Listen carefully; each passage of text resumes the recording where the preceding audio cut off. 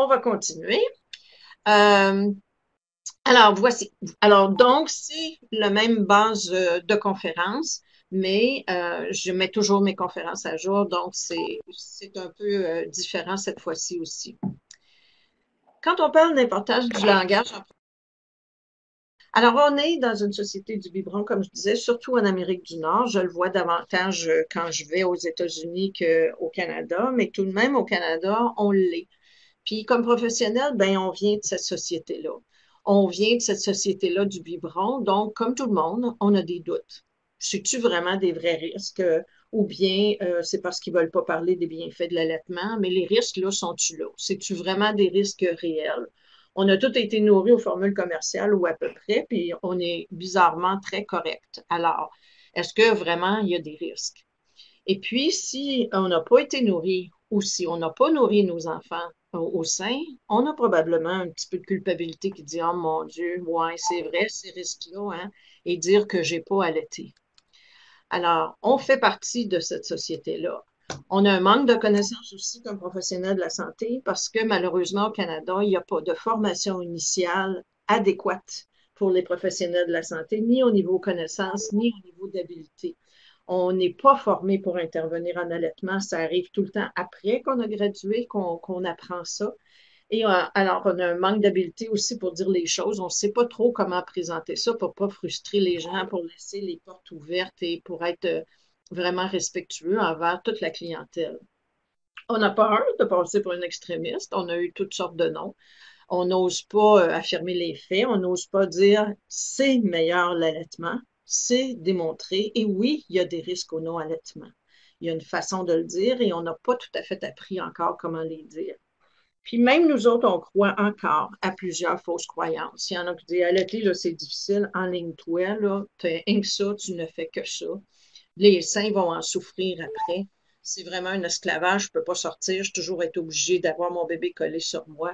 Ma relation de couple va en souffrir. Est-ce que vraiment plusieurs de nous autres à l'intérieur, en tout cas plusieurs professionnels de la santé, on a ça comme fausse croyance à l'intérieur de nous, qu'on soit ouvert ou non à verbaliser ces fausses croyances-là?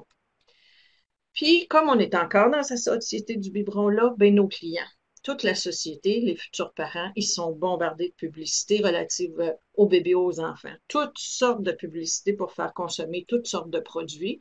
Puis, naturellement, les compagnies de substituts du lait maternel, ben, ils s'amusent avec ça, ne respectent pas le code international.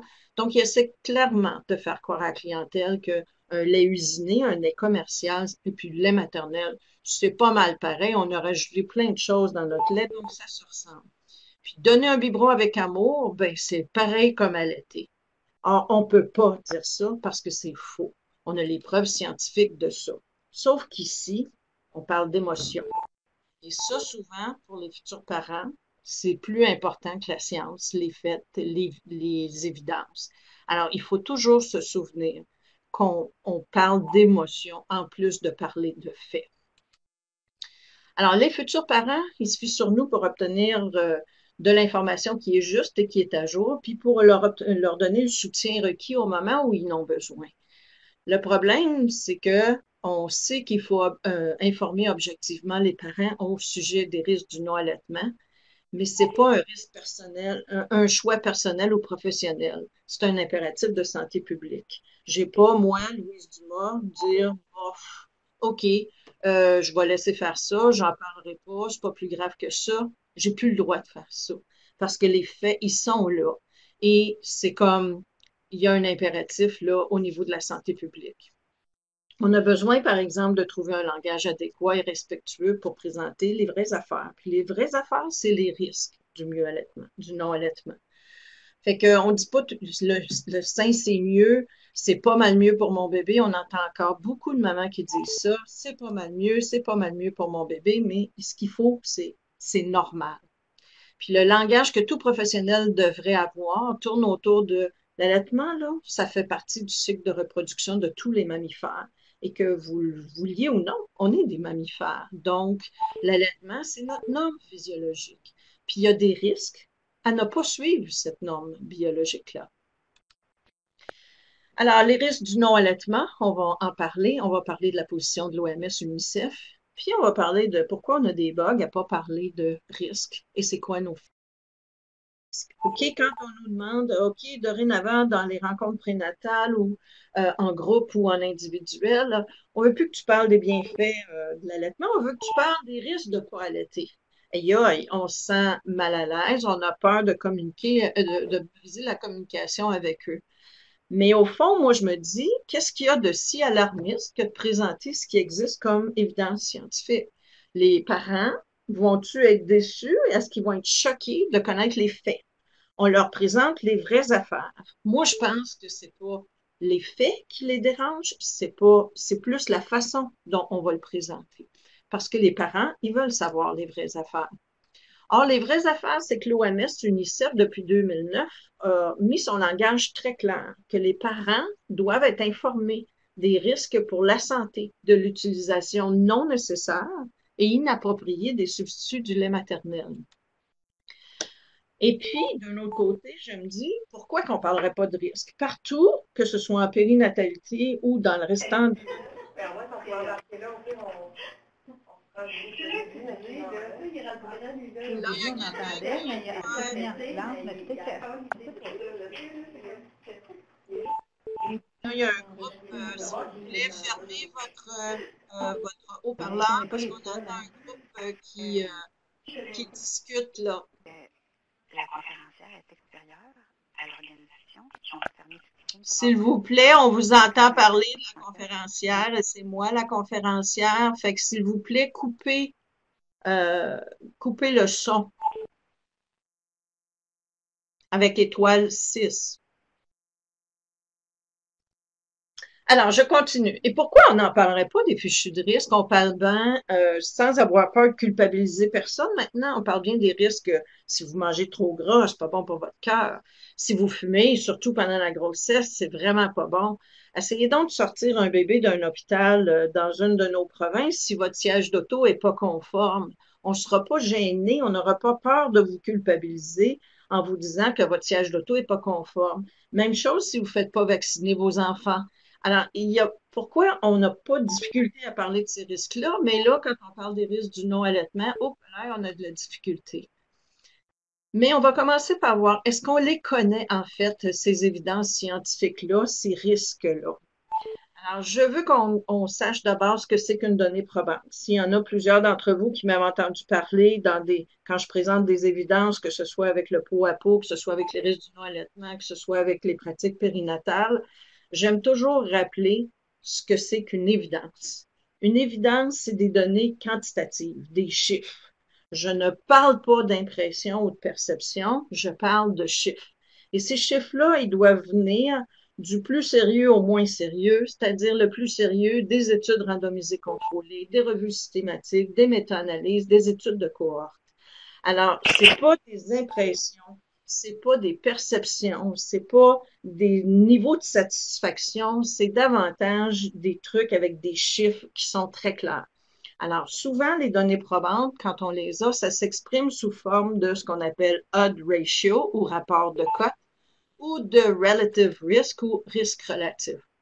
Alors, c'est des statistiques. Comme vous autres, j'aime pas les statistiques. Ils sont rares ceux qui les aiment. J'ai été chanceuse d'avoir des co-chercheurs qui adoraient ça et qui s'amusent avec les chiffres dans la machine, puis moi, je m'amuse ensuite à les interpréter comme chercheur. Mais il faut comprendre ce que ça veut dire. Alors, le odd ratio, le rapport de cote et le relative risk ou risque relatif. Pour nos besoins ici, OK? Pas pour faire des grands cours de statistiques, on va comprendre que le odd ratio, c'est une comparaison entre le risque d'un bébé qui n'est pas allaité puis le risque d'un bébé allaité par rapport à une maladie X. Donc, est-ce que le bébé va faire... Ah, s'il vous plaît, continuez. OK, alors je continue avec mes statistiques. Tout ce qu'on a besoin de savoir pour nos besoins ici, c'est que si j'arrive avec un chiffre de 1, ça veut dire que mon risque est nul. Il n'y a pas plus de risque, il n'y a pas moins de risque, j'arrive à 1. Mais si j'arrive à des chiffres entre 0 et 1, c'est un facteur de protection. Plus c'est proche du 0, plus c'est tout petit, à ce moment-là, plus la protection est élevée. Et si j'ai plus que 1, plus le risque est élevé. Alors, vous allez voir avec ce qu'on a comme risque documenté. Entre autres, et je ne parle que de pays industrialisés ici.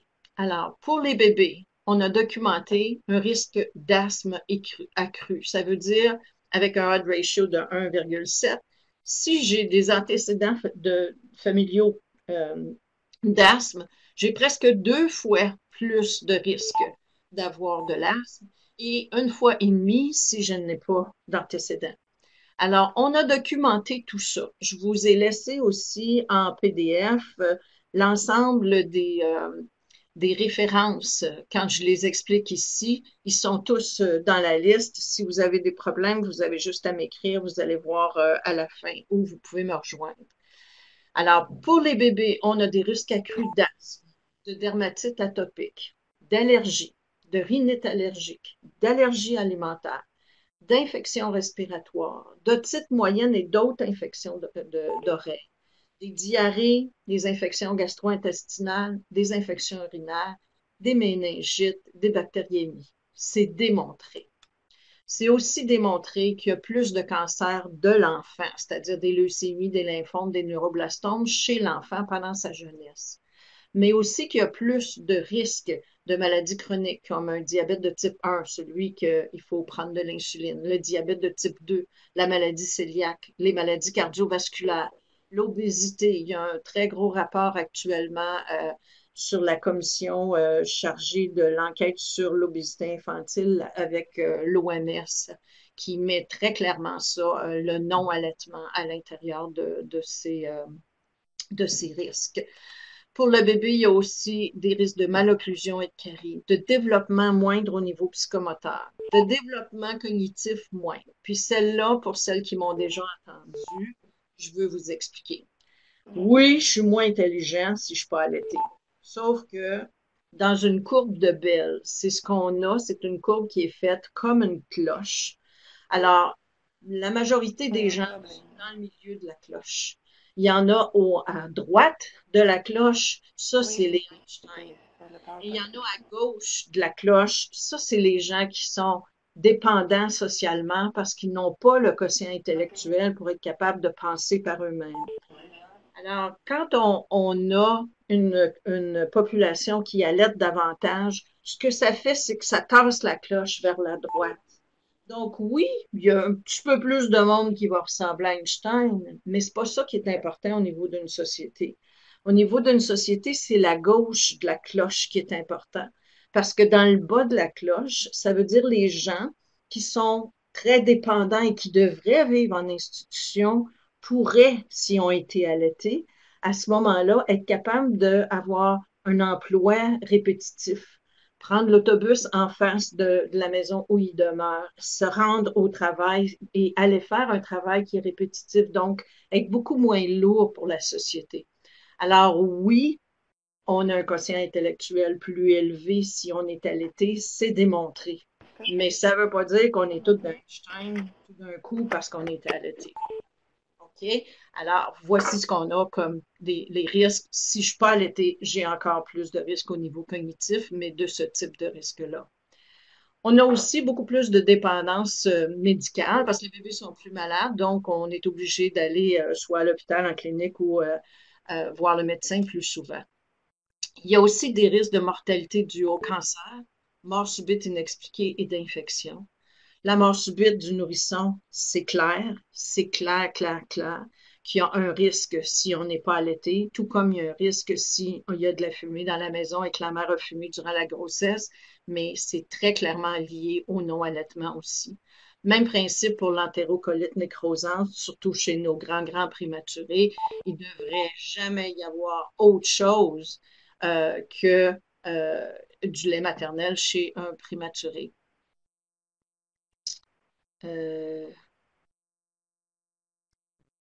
OK, on a perdu Louise, on a perdu Louise. Amanda, tu dis de continuer, sauf que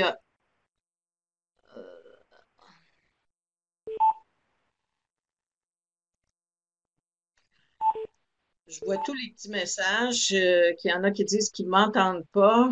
Là, je vois que Amanda est en train d'écrire. Je vais voir ce qu'elle me donne comme. OK, on me dit qu'on m'entend bien. Alors, Ce qu'il y a aussi comme risque documenté, c'est par rapport à la formule elle-même. Donc, la formule, c'est un produit qui est usiné, qui est commercial, donc qui est toujours pareil. Sauf qu'au moment de la production commerciale, il peut y avoir des erreurs dans les ingrédients, dans les quantités, dans l'étiquetage, dans la contamination au niveau du produit. Et ça, c'est toujours facile d'aller voir parce qu'on a toujours le plus récent PDF quand on va sur le web que je vous ai donné, le nababreastfeeding.org, et ça nous dit dans les pays partout qu'est-ce qui se passe et les erreurs et les décès et les problèmes que les bébés ont eus avec un produit au moment de sa production. Mais ce qu'on a aussi beaucoup, c'est des erreurs au moment de la préparation, de la conservation par les parents. Des erreurs de dilution, de contamination. On ne lit pas comme il faut sur l'étiquette. On ne le conserve pas comme il faut. On pense qu'on peut le laisser sur le comptoir.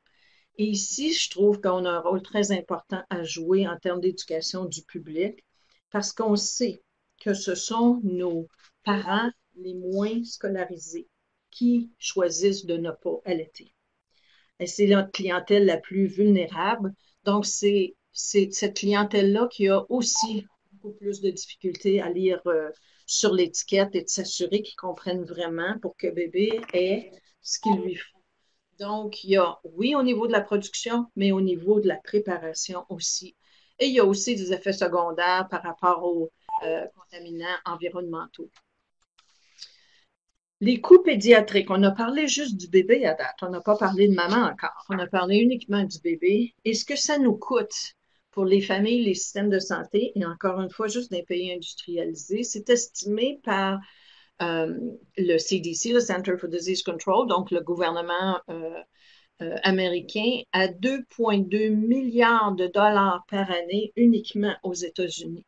Il y a eu 2 études qui sont sorties toujours aux États-Unis, ce qui nous ressemble davantage, et qui disaient, par exemple, Bartik et Reinhold en 2010, si 90% des familles américaines suivaient la recommandation d'allaitement exclusif pour les 6 premiers mois de vie, les États-Unis perdraient 13 milliards par année et il y aurait 911 les systèmes de santé puis les familles aussi en pays industrialisés. Alors, dans les études, c'est très clair, les études des États-Unis, donc les pays qui nous ressemblent davantage, pour les otites, les infections respiratoires, les gastroentérites dans la première année de vie, il y a vraiment des coûts très élevés. Il y a aussi Smith Thompson Elwood qui est intéressant en Australie, qui est à l'autre bout du monde, mais qui est quand même semblable à nous. Eux autres, ils ont un taux d'initiation qui est très élevé, donc 92%. Alors, moins d'un enfant sur 10 est allaité exclusivement selon la recommandation de 6 mois. Ils sont tous allaités, mais pas exclusivement, parce qu'ils supplémentent rapidement ou ils servent en commençant à donner des solides au cours des 3 premiers mois. Si on regarde cette étude-là en milieu où il y a vraiment un taux élevé au niveau de l'allaitement, les coûts d'hospitalisation pour 5 maladies communes, OK? Alors, juste les infections gastro-intestinales, les infections respiratoires, les otites aiguës, les eczémas, puis l'entérocolite nécrosante. Juste lié à la non-exclusivité. Donc, si j'allaite pas exclusivement, j'allaite, mais j'allaite pas exclusivement, ça coûte 1 à 2 millions de dollars par année. Alors, c'est vraiment des coûts incroyables au niveau pédiatrique. Si on regarde, il y a aussi une étude intéressante qui date de 2012 au Danemark qui a trouvé que peu importe ce qu'on met dans le biberon, que ce soit du lait maternel, que ce soit du lait commercial, peu importe que le bébé a été allaité, il a déjà été allaité ou il n'a jamais été allaité, il y a presque 5 fois plus de risque de sténose du pylore qui a besoin de chirurgie si on utilise le biberon. Alors déjà, il n'y a pas juste le contenu du biberon, il y a aussi le biberon lui-même. Quand on regarde à maman, parce que souvent quand on parle aux mamans, les mamans vont nous dire « Ah, j'ai choisi ça, c'est mieux pour mon bébé ». Et ça revient au type de langage qu'on a le goût de prendre. C'est pas mieux pour bébé, c'est normal pour bébé et c'est normal pour maman. Fait que maman, ils doivent comprendre qu'il y a des risques aussi pour leur propre santé de ne pas suivre la norme physiologique que leur corps leur dit, c'est-à-dire de ne pas allaiter. On a des risques accrus d'anémie suite à l'hémorragie postnatale. On a plus de syndrome métabolique et donc plus d'infarctus du myocarde. En postnatal, on perd moins de poids, on est plus stressé et il y a plus de dépression postnatale. Et naturellement, notre fertilité revient plus rapidement parce que l'ovulation revient plus rapidement si on n'allait pas. Il y a aussi des risques accrus de cancer du sein, cancer de l'ovaire, cancer de l'endomètre. Et ici, les gens qui me connaissent vont m'entendre répéter par rapport au cancer du sein. J'ai 66 ans, bientôt 67. J'ai perdu des amis et des membres de famille éloignés du cancer du sein. J'ai des amis qui se battent contre le cancer du sein actuellement. J'ai des amis qui sont en rémission. Et aucune de ces amis-là ne s'est jamais fait dire par un professionnel de la santé.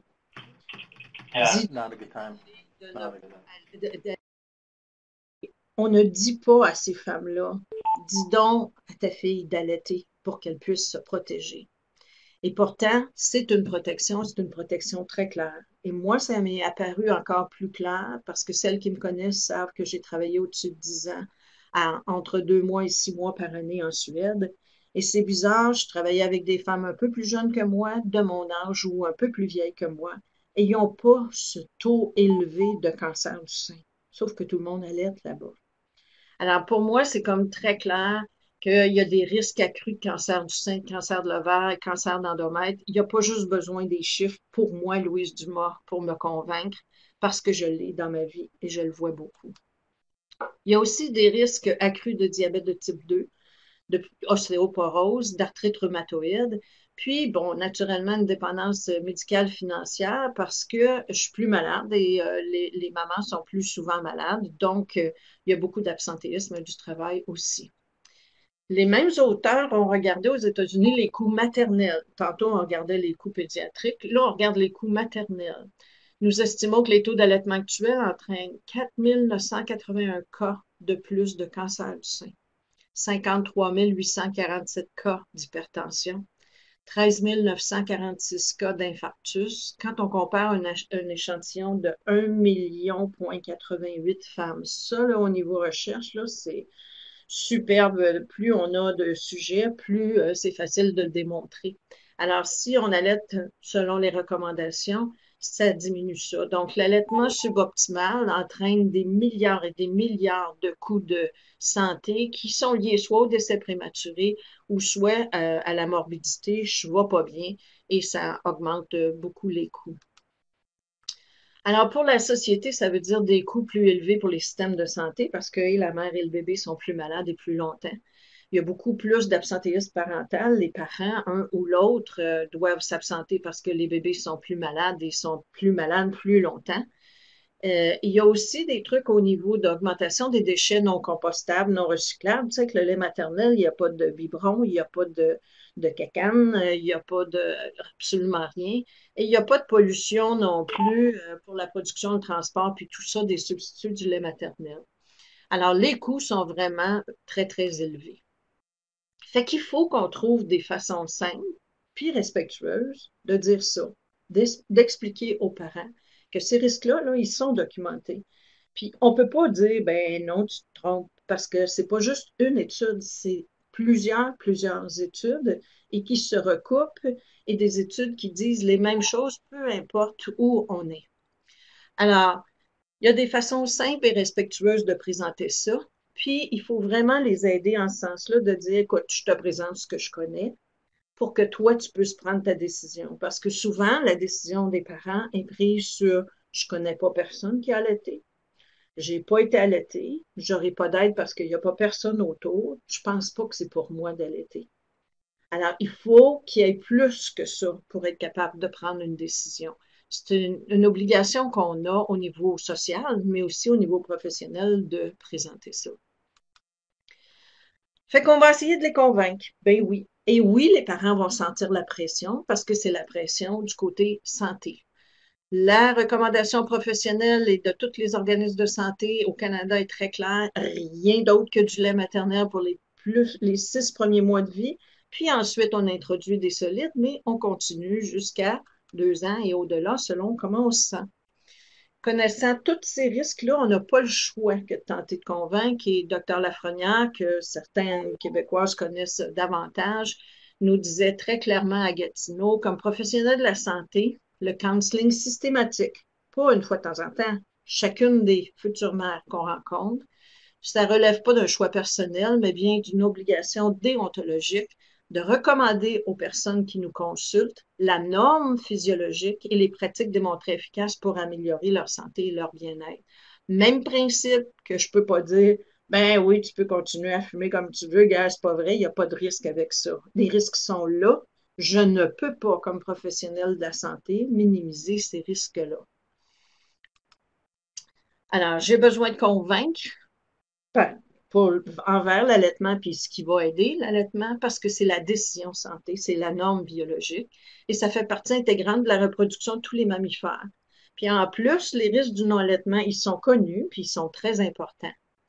Et il y a une autre chose très importante, c'est ça va aider à réduire les inégalités de santé si on augmente les taux d'allaitement, parce qu'on sait qu'actuellement, ce sont nos clientèles les plus vulnérables qui décident de prendre le biberon et non pas d'allaiter. Alors, au-delà des décisions individuelles puis professionnelles, on a des décisions sociales vraiment à prendre. Sauf que c'est bien beau, ça, Louise, là, tu sais, t'as tous les risques, toutes les affaires, là, les vraies affaires sont là, c'est bien documenté, sauf que, comment je dis ça, j'ai peur que les mères se sentent coupables. Et moi, je me dis, pourquoi les mères se sentiraient coupables de connaître les risques, de savoir les vraies affaires, puis d'apprendre que l'allaitement, c'est la norme biologique. Je ne sais pas pourquoi les mères se sentiraient coupables. Sauf que je me dis, est-ce que ça se peut que c'est moi qui n'est pas assez convaincue en regard de la supériorité vraiment de l'allaitement, puis de l'allaitement exclusif, que je me sens mal à l'aise, parce que tout coup, je les ferais sentir coupables. Alors, j'ai commencé à aller voir ce que c'était il y a plusieurs années. C'est quoi la culpabilité? On a dit partout, quand on écrit des choses, que la culpabilité, c'est un conflit moral intérieur. Se culpabiliser, c'est pas seulement être embarrassé, mais c'est se donner un sentiment de culpabilité, se sentir en faute. Je peux pas culpabiliser quelqu'un, c'est quelqu'un qui se culpabilise elle-même. C'est se sentir hors norme, donc hors de l'espace dans lequel normalement on devrait nous mouvoir, penser et agir.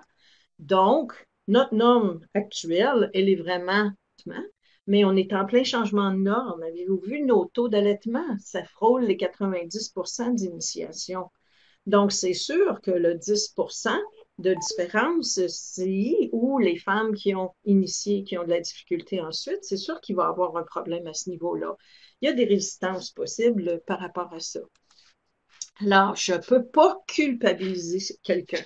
C'est quelqu'un qui va se culpabiliser lui-même. Pour qu'une femme ne se sente pas coupable, il faut qu'elle prenne une décision éclairée. Il faut qu'elle sache c'est quoi. Puis, que ce soit pour la nutrition ou que ce soit pour mettre des bottines, pas mettre des bottines à ton enfant, l'habiller en bleu ou l'habiller en rose ou l'habiller en jaune, les décisions, c'est tout à partir du moment où on devient mère. On a des décisions à prendre toute notre vie. Puis je vais vous dire, même quand ils sont adultes, on a des décisions.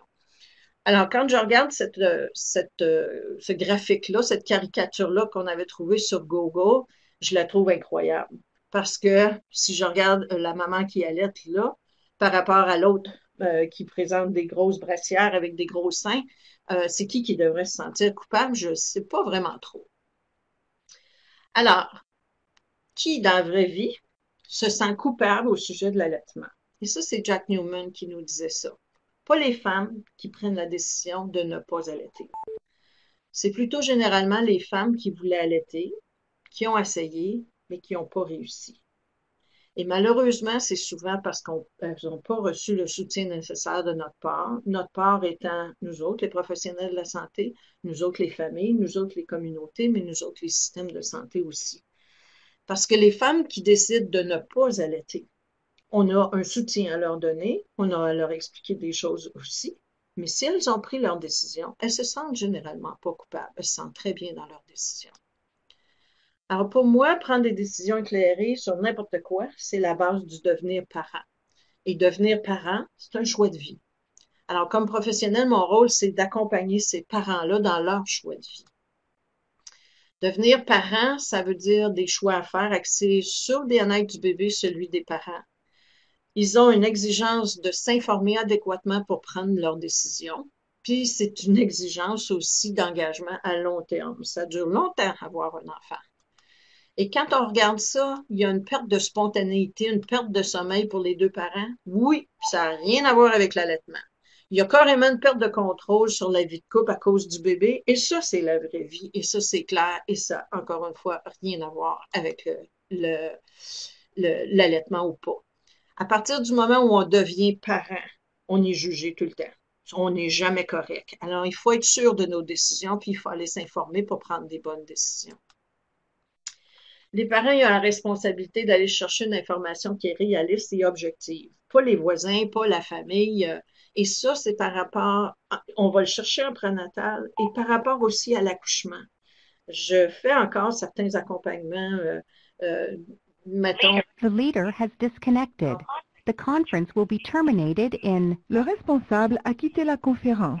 La conférence prendra fin dans... Alors, les parents ils ont la responsabilité qui est d'aller chercher une vraie information qui est réaliste, qui est objective en prénatal. Et ça concerne autant le comment donner naissance que le postpartum normal. Il va se passer quoi? Ça change complètement une vie que d'avoir un enfant. Donc, le postpartum normal, il faut savoir c'est quoi. Puis en plus, il faut savoir sur l'allaitement. Alors, il faut aller chercher, il ne faut pas penser à un beau rêve, je vais avoir un bébé, tout il va être beau et dans une belle bulle bleue. Pas vrai, tu dormiras pas tes nuits, que tu allaites ou pas. Et ça se peut que ton bébé pleure juste la nuit puis qu'il dorme le jour. C'est ça le postpartum normal. Il faut aller chercher de l'information et aussi d'aller chercher des moyens de s'épanouir ensemble comme famille. Comment on veut vivre ça? Comment on veut combler nos besoins émotifs et physiques des deux, pas juste un des deux. Comment on redéfinit temporairement ou ad vitam aeternam le partage des tâches au quotidien. Faut aussi penser à différents types de soutien. C'est pas vrai que mon chum, c'est lui qui va être là au niveau émotif, au niveau physique, au niveau tout.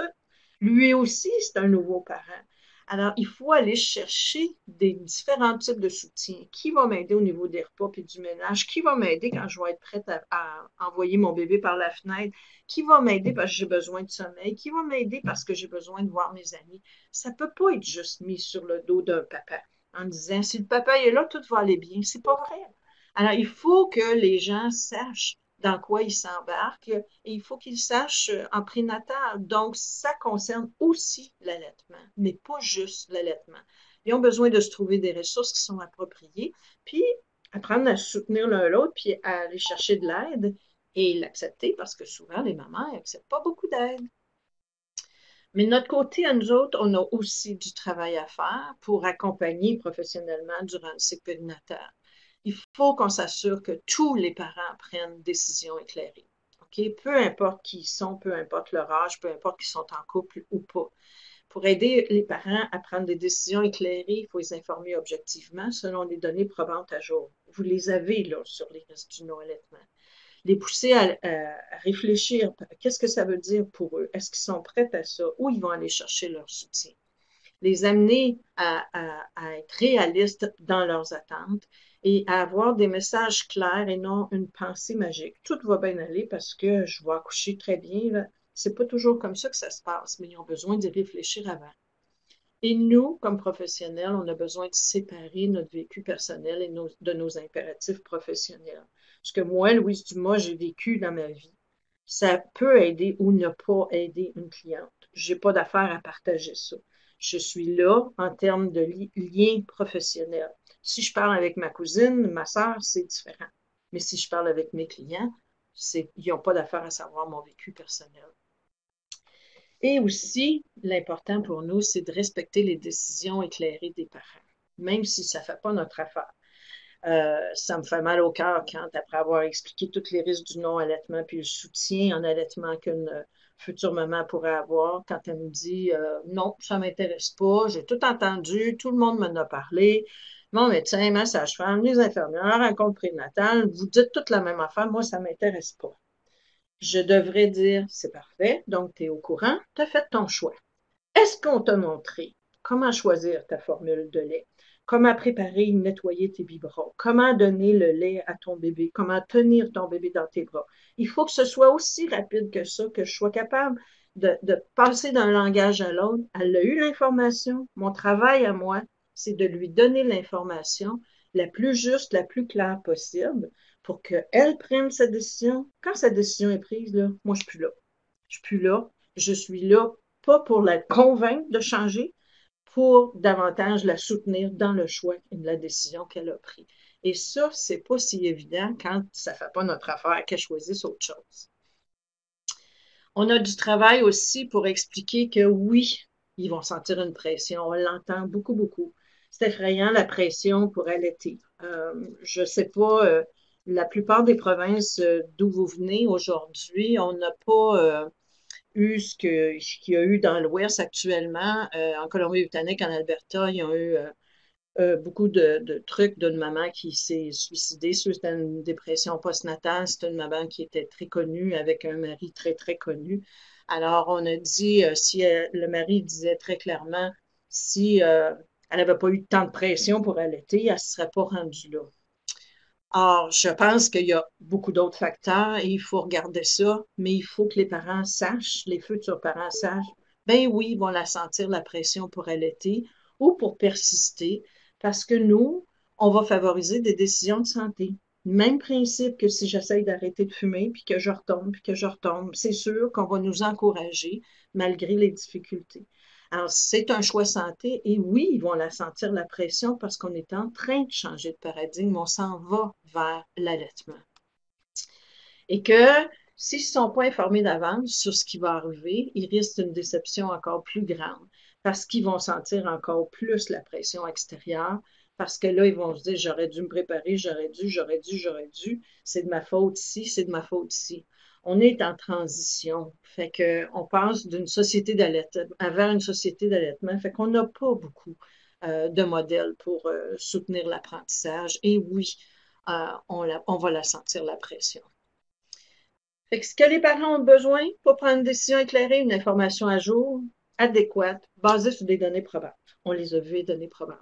Des faits justes qui sont énoncés clairement, pas l'opinion de Louise Dumas, ils n'en ont pas de besoin, pas ce que moi je pense, ce que je perçois, pas mon insécurité personnelle, les faits, les vraies affaires, ce qu'on sait comme vraies affaires, et surtout pas mon expérience personnelle. Ils ont besoin qu'on leur explique dans un langage qu'ils comprennent, moi pas leur parler de odd ratio puis de relative risk, mais je suis capable de leur dire, tu as 3 fois plus de risque de ça, tu as 2 fois plus de risque de ça.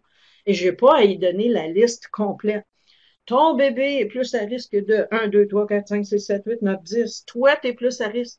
Savais-tu que, est-ce que tu m'as entendu parler des risques de ne pas allaiter? Souvent, ils vont nous dire, ouais, il va faire moins de titres, il va faire moins de diarrhée. Est-ce que tu sais autre chose? Est-ce que tu sais que c'est pour longtemps dans sa vie aussi et pas juste à court terme? Est-ce que tu sais que tu te protèges toi aussi? Entre autres, sur ci, ça, ça, ça. Alors, il faut apprendre à connaître, mais sans être obligé de présenter tout ce que je vous ai présenté, mais nous, il faut les connaître, les risques.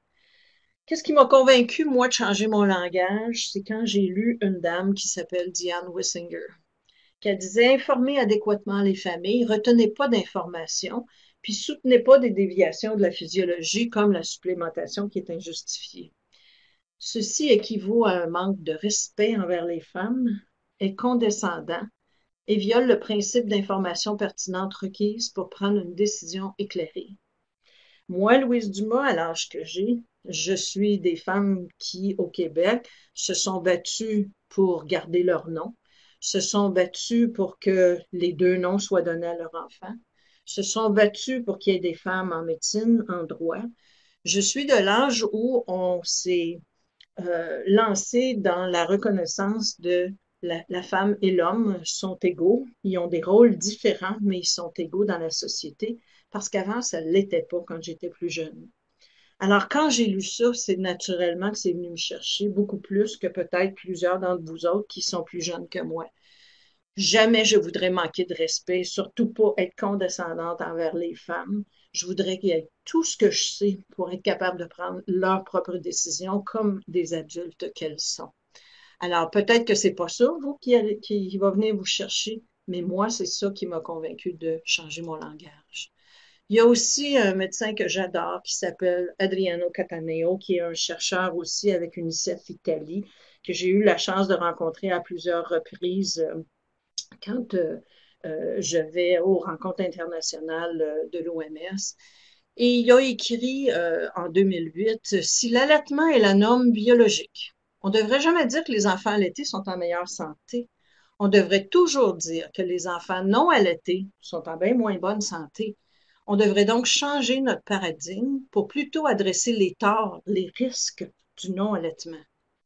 Dans une société où l'allaitement est considéré comme supérieur, mais que les formules commerciales sont normales, comme chez nous, la culpabilité liée au non-allaitement ne revient pas aux femmes, mais au système de santé et aux professionnels de la santé. Et ça, c'est un langage, moi, qui me convainc et qui m'a convaincu de m'adresser uniquement les risques du non-allaitement plutôt que les bienfaits de suivre une norme biologique. Mais c'est pas évident. C'est pas évident de convaincre ni la clientèle et surtout pas nos collègues. Alors, on a besoin d'un langage qui est le plus neutre possible et le langage qui n'est pas culpabilisant, sachant tout de même que la culpabilité, ça vient de soi et non pas de quelqu'un qui peut te faire sentir coupable. Alors, on utilise c'est le continuum normal. Tu as une grossesse, tu mets au monde ton enfant, tu le prends peau à peau et il s'en va au sein. C'est ça, le continuum normal. C'est pas juste la nourriture, c'est une expérience de vie qui est remplie d'émotions et qui demande un engagement. C'est aussi une rencontre entre deux personnes, c'est un apprivoisement. Donc, c'est pas parce que tu as un bébé dans les bras que tu sais automatiquement comment l'allaiter. Tu apprends à faire ça et c'est petit à petit, autant pour bébé qui doit apprendre à connaître maman, que maman qui doit apprendre à connaître ce bébé-là. Ça pourrait être mon troisième, mon quatrième. Ce bébé-là est différent et je suis différente de ce que j'étais antérieurement. Ekblad, qui est une journaliste suédoise que j'ai eu le plaisir de connaître, disait l'allaitement, c'est le tout premier contact qui lie à la fois la sensualité, d'où ça dérange beaucoup, surtout en Amérique du Nord, la proximité, la sécurité alimentaire, et ça, c'est fondamental pour la mère puis pour le bébé. On a besoin d'un langage neutre, effectivement, et on n'essaye pas de culpabiliser les femmes qui font pas ce qu'on leur recommande. Alors, c'est ce que j'expliquais tantôt. Si j'ai fait mon travail en en expliquant les risques du non-allaitement et en expliquant aussi que si tu décides, entre guillemets, d'essayer d'allaiter, que tu vas avoir le soutien nécessaire dans ton coin, elles doivent savoir que les formules de lait commercial, c'est pas un poison, mais il faut pour ça qu'elles soient préparées, données et conservées correctement. Mais il faut aussi qu'elles sachent que c'est absolument pas un choix santé, c'est en bas de l'allaitement ou du lait maternel. Le langage, c'est déterminant et j'aime beaucoup de plus en plus dire, à place de faire ce qui est mieux pour mon bébé, c'est mieux pour mon bébé. C'est normal que tu prennes du temps pour toi avec ton bébé. Donc, prendre du temps avec bébé, ce temps-là, il ne reviendra plus après. Utilisez aussi les vrais termes. On ne parle pas de lait maternisé. Il n'y a rien de maternisé dans une formule commerciale qui est sur une tablette. C'est un lait usiné, c'est un lait commercial, c'est une formule synthétique, c'est un substitut du lait maternel. Les parents, je dirais surtout les papas que j'ai rencontrés, sont très surpris d'entendre que le lait maternel évolue à mesure que le bébé vieillit. Alors que le lait commercial, naturellement, il est fait pour être commercial. Donc, il est sur une tablette et ne change pas. Et ça, c'est un autre des arguments qui est intéressant auprès de certains parents. Ce qui est important, c'est de ne pas présenter l'allaitement puis l'alimentation avec des formules commerciales comme des équivalents. C'est faux. C'est pas vrai que de donner un biberon avec amour, c'est équivalent à allaiter. C'est faux et on a les preuves pour ça. On utilise l'allaitement comme la norme, donc c'est ça. Si tu allaites, pas si tu allaites. Tu allaites pas, c'est contre la norme normale. Il faut que ce soit très clair, qu'on réfère aussi de manière positive et c'est pas une tâche que maman doit faire. C'est au contraire quelque chose qui va permettre à maman de s'épanouir, je dirais à toutes les familles aussi de s'épanouir. L'excellence est démontrée de l'allaitement. Le non-allaitement, comporte des risques, mais très, très, très, très clairs. Puis les parents, ils doivent le savoir. Puis la population au complet doit le savoir. Et ça fait partie des tâches des gens qui travaillent en santé communautaire. On a à développer une culture d'allaitement de plus en plus. Puis pourtant, notre culture actuellement est axée sur la technologie, la pensée cartésienne, puis la performance dans la rapidité. Fait que c'est bien plus vite de préparer un biberon, de le faire donner par n'importe qui pendant que moi, je suis capable de faire autre chose. Sauf que c'est pas équivalent. Et ça, les parents, ils doivent le comprendre. Et ça suppose des changements sociaux qui sont fondamentaux dans notre façon de penser. Une des décisions sociales pour favoriser l'allaitement comme choix santé, c'est d'implanter l'initiative Amis des bébés. Je vois plusieurs de vos noms depuis le début. Je n'avais pas vos noms, je savais seulement de quelle province vous veniez et c'était quoi votre titre d'emploi. Là, je vois vos noms à mesure que vous écrivez et je vois qu'il y en a plusieurs qui sont impliqués dans l'initiative des Amis des bébés.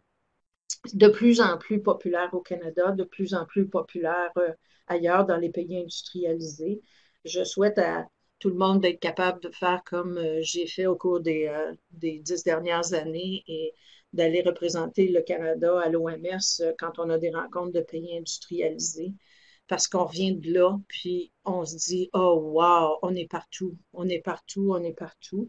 Et c'est vraiment, on a les mêmes types de préoccupations, les mêmes types de désirs et on revient de là, on est boosté pour longtemps, mettons.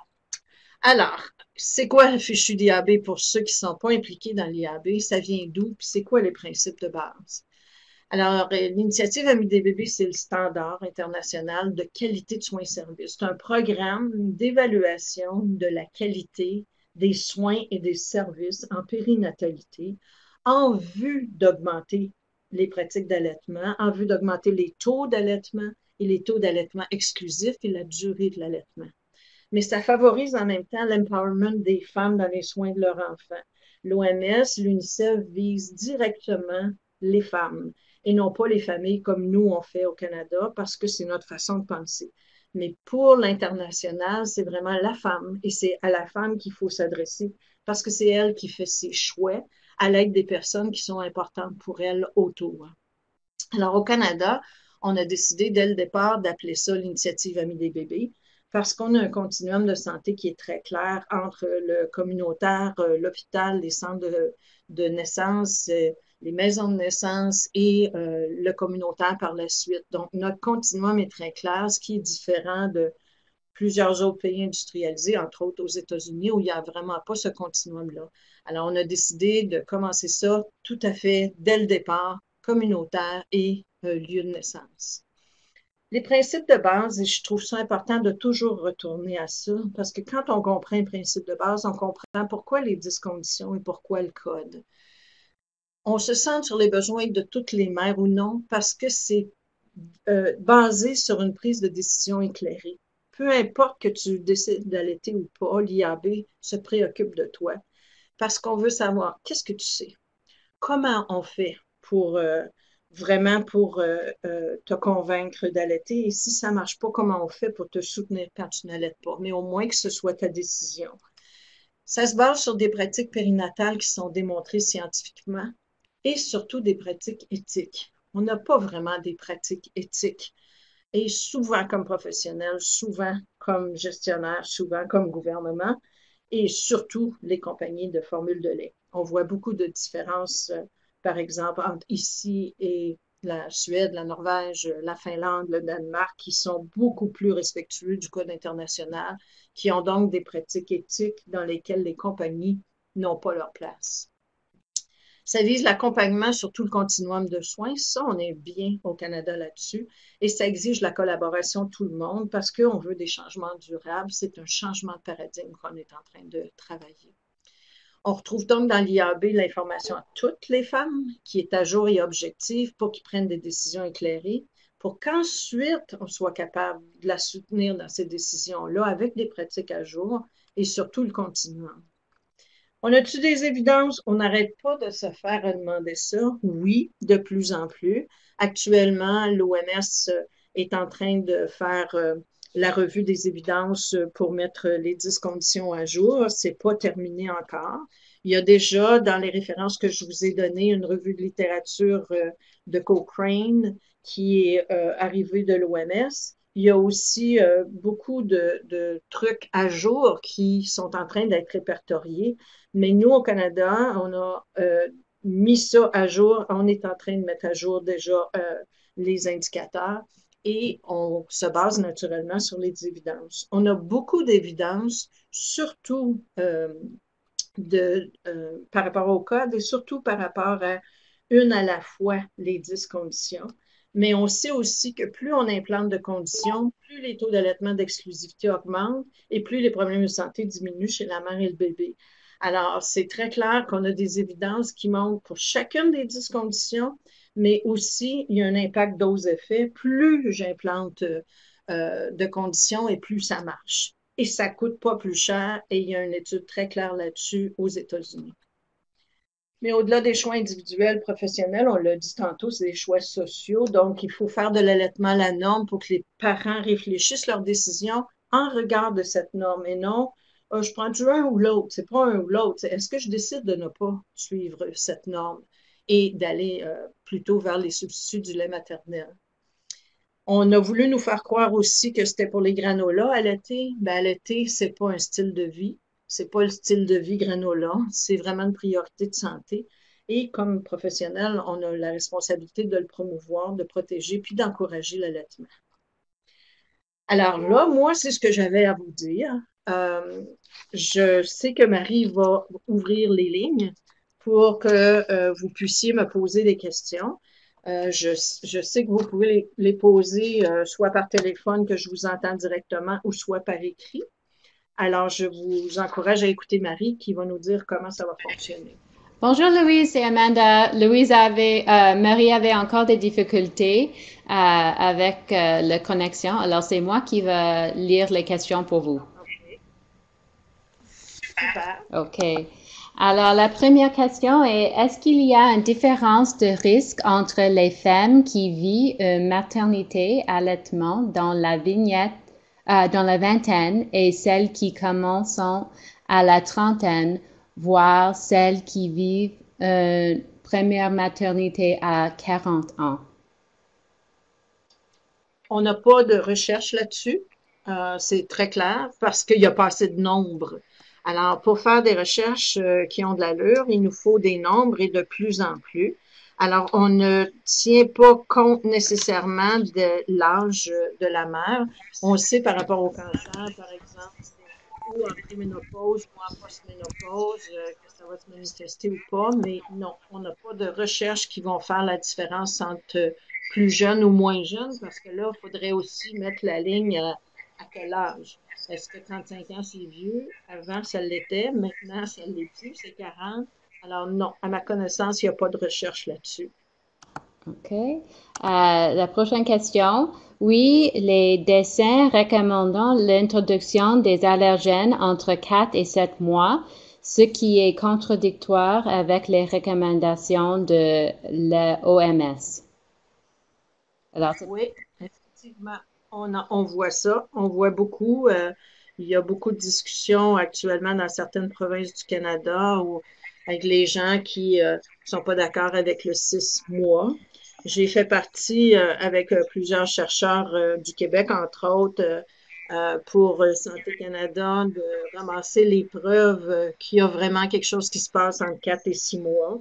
Alors, on a démontré et maintenant c'est clair et nos recommandations sont basées sur les évidences de 6 mois. Quand on regarde les recherches qui sont, oui, on peut introduire des choses à 4 mois. Si vous regardez ces recherches-là, ce sont des allergologues en général qui vont faire les recherches.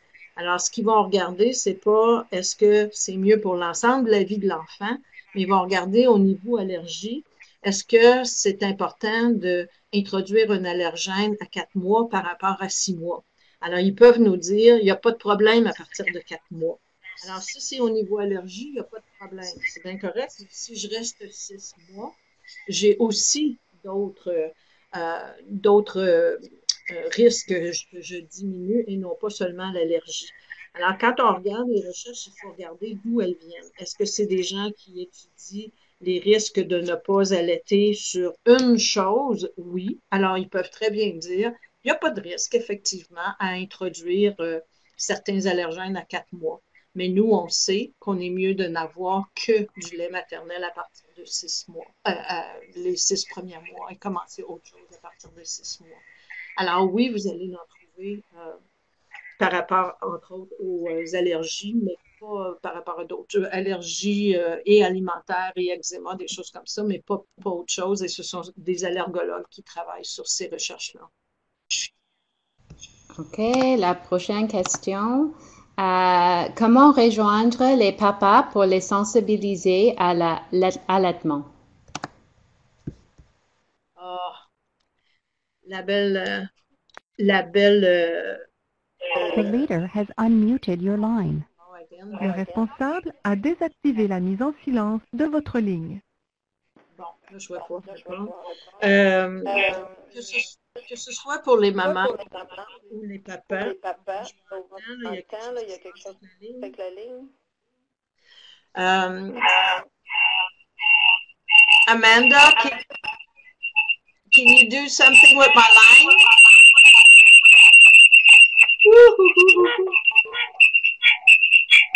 The leader has muted your line. Le responsable a activé la mise en silence de votre ligne. Bon.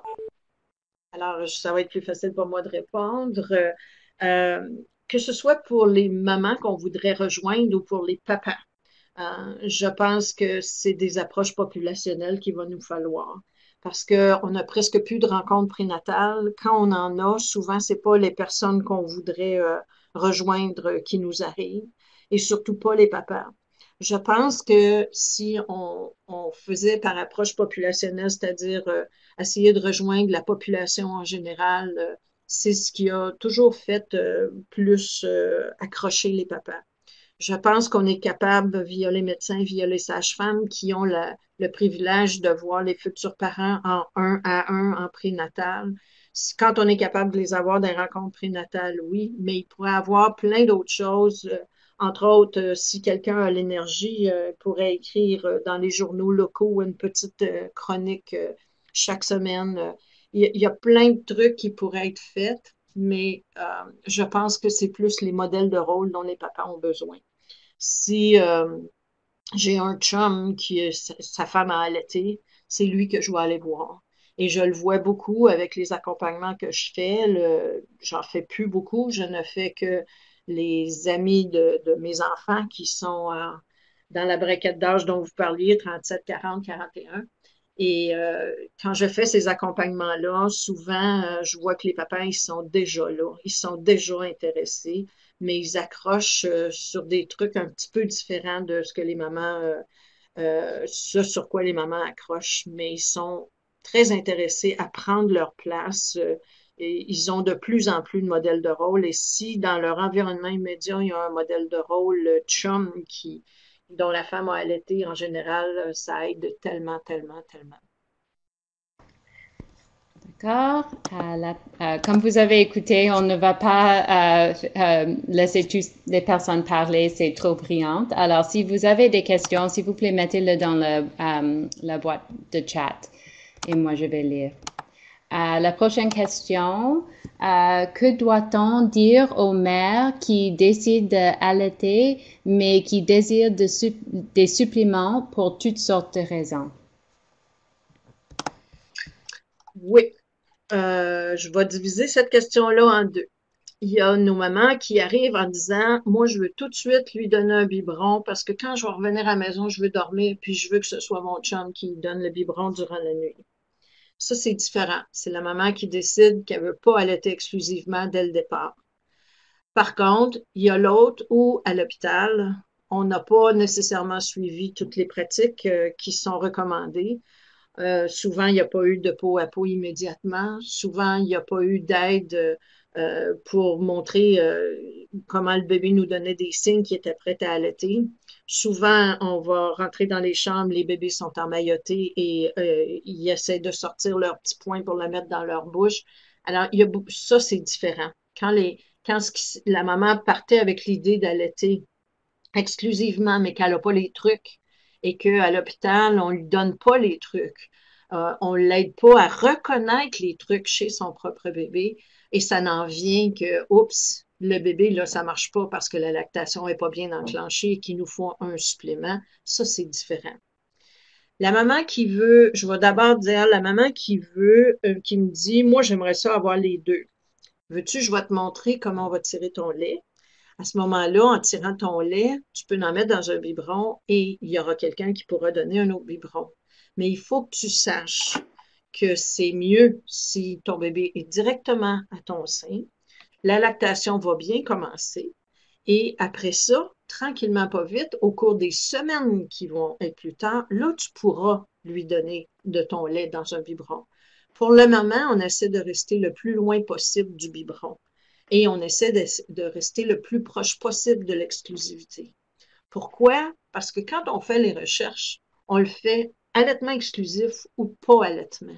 On n'a pas encore le gradient, le dose-effet entre les deux. Ben, peut-être que si j'allaite 2 fois par jour, 4 fois par jour, 5 fois par jour, par rapport à l'autre qui allaite complètement, on l'a pas ça parce que c'est trop difficile à faire comme recherche. Donc, on sait que c'est l'allaitement exclusif qui va donner tout ce qu'on veut à notre enfant. Donc, c'est si je n'allaite pas exclusivement, c'est là que les risques entrent, et pour moi et pour mon bébé. Alors ça, si la maman le comprend et qu'on l'aide dans des positions différentes, à reconnaître que son bébé il prend bien le sein, à reconnaître que son bébé il boit suffisamment, à ce moment-là, peut-être que, oups, elle n'aura plus le goût. Parce que de toute façon, elle va se réveiller durant la nuit. Et ça, il faut qu'elle comprenne ça aussi.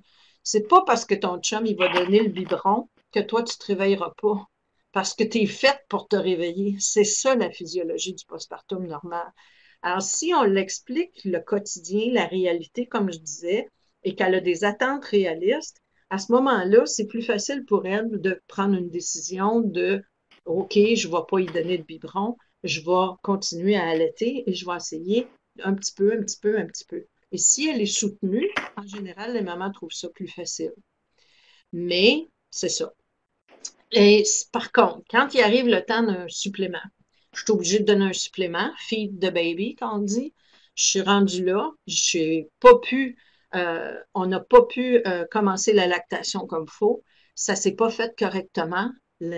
Comme je disais tantôt, il n'y a pas eu de peau à peau, il y a eu une séparation mère-bébé.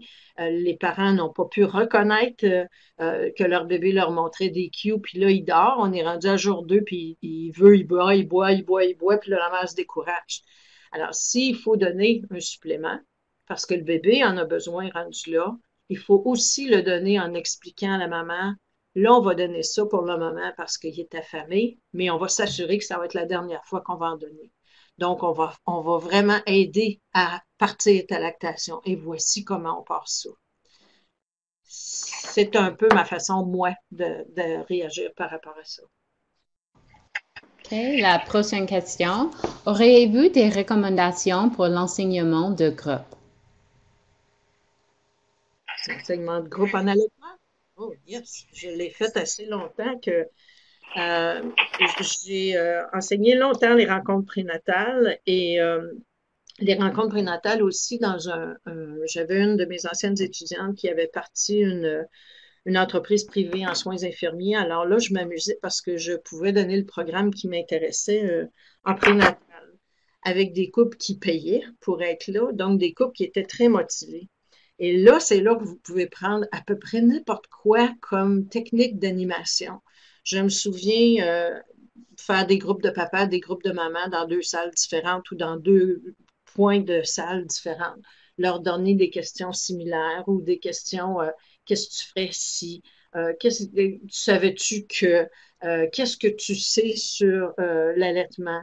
Combien de fois par jour un bébé est supposé allaiter? Il prend combien ton bébé? Tu vas-tu le savoir comment? C'est incroyable ce que ça part comme discussion quand ensuite on les remet ensemble. Alors, donner des rencontres prénatales, pour moi, c'est animer des groupes prénatales et non pas enseigner en prénatal. On peut faire plein de choses selon le groupe qu'on a devant nous pour justement répondre à leurs questions et les inciter à réfléchir quand ils retournent en couple chez eux. Et ça, moi, c'est ma façon de le voir beaucoup. Enseigner en groupe avec juste une base, mais surtout des discussions et qui retournent chez eux avec des devoirs à faire comme couple pour savoir ils veulent quoi eux autres et comment ils peuvent aller chercher l'aide. C'est Louis. OK, la prochaine question. Où sont les documents dont Madame Louise parlait sur les données probantes de tous les risques chez les bébés et le maman? J'ai donné à Nexus Santé à Marie un PDF de tous les auteurs qui sont là que j'ai mis dans votre PowerPoint. J'ai mis les références exactes dans la liste de références. Alors, vous êtes capable d'aller revoir chacune des références que j'ai citées dans les risques. Parce que si vous essayez de convaincre certains autres professionnels de la santé, il y a des fois, ils vous croiront pas. Mais quand ils vont voir, par exemple, le type de revue dans lequel ça vient, c'est si vous essayez de convaincre des anesthésistes par rapport à essayer de convaincre des omnipraticiens par rapport à des sages-femmes, par rapport à des diétos, ben c'est différent. Alors, en voyant les types de recherches qui ont été faites et dans quelle revue, souvent comme tel, ça convainc. Alors, si vous ne l'avez pas eu, dans la dernière diapositive, c'est ça ici que je vois qui était une référence incluse dans le document PDF, mais comme vous ne l'avez pas en PowerPoint, vous ne pouvez pas l'ouvrir. Alors, il vous faut l'avoir à part et je les ai donnés à Nexus Santé, donc à Marie qui pourra vous les faire parvenir si vous en avez besoin. OK, Je vois que c'est écrit le Star Resource Center. Je vais faire suivre ce document à tous les participants. Voilà. Parfait. OK, la prochaine question. Il y a des nouvelles recommandations pour éviter les allergies. Il recommande de débuter tôt les aliments allergènes. Qu'en pensez-vous? C'est ce qu'on a discuté tantôt. Oui, il y a quelques articles sur certains aliments allergènes qui sont écrits par des allergologues et qui disent que oui, on pourrait introduire plus tôt, mais il n'y a pas d'article qui dit que c'est mieux de l'introduire à 4 mois plutôt que 6 mois. Ils disent juste de ne pas attendre, par exemple. Alors, tu sais, les œufs, on attendait toujours un an et demi. Bon, maintenant, ils disent on peut tranquillement, pas vite, comme des peanuts, des choses comme ça, le commencer, mais ça, à partir de 4 mois. Alors, si on respecte le 6 mois allaitement exclusif ou 6 mois uniquement de la formule commerciale, à partir de 6 mois, il n'est pas trop tôt pour commencer les allergènes à comparer à ce qu'on avait avant. Mais il n'y a pas de recherche qui démontre que c'est mieux à 4 mois qu'à 6 mois. D'accord. La prochaine question. Donnez le supplément de vitamine D et probiotiques.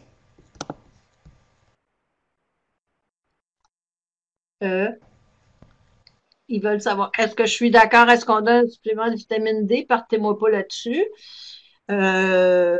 Selon moi, le lait maternel a tout ce qu'il faut dedans et je l'avais même démontré en faisant une revue de littérature parce que c'est pas le même type de vitamine D qui est dans le lait maternel.